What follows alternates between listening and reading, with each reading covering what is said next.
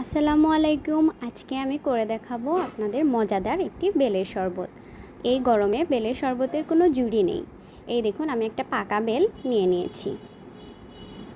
তারপরে অল্প পানি দিয়ে এই বেলটা ভালোভাবে হাতের আঙুলের সাহায্যে চটকে নেব।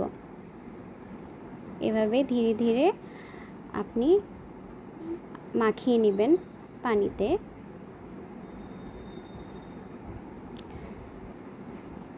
তারপরে আমি একটি ছাঁকনি নিয়ে নিব। এই যে ছাঁকনিতে ছেঁকে ফেলছি। আস্তে আস্তে পানিটা মগের মধ্যে দিয়ে এভাবে ছাঁকনিতে ছেঁকে নেবেন। তাহলে বেলের শাঁসগুলো উপরে রয়ে যাবে আর নিচে বেলের রসটা দিয়ে দিব। এখন আমি শরবত বানানোর জন্য অল্প একটু লবণ দিয়ে দিচ্ছি। লবণটা আপনার স্বাদ মতো দিতে পারেন। তারপরে আমি দিয়ে দিচ্ছি অল্প একটু বিট লবণ। বিট লবণ এটা আপনার ইচ্ছে, আপনি দিলেও দিতে পারেন, না দিলেও কোনো অসুবিধা নেই। এখন আমি নিয়ে নিব 1 চামচ পাটালি গুড়।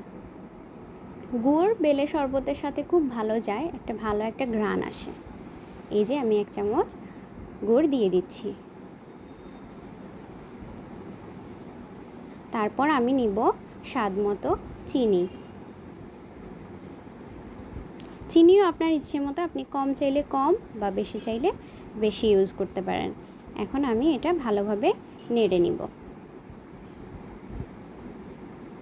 ব্যাস তৈরি আমার ঠান্ডা ঠান্ডা বেলের শরবত। আপনি চাইলে বরফ কুচিও ইউজ করতে পারেন। এটি অত্যন্ত স্বাদু এবং পুষ্টিকর। ধন্যবাদ।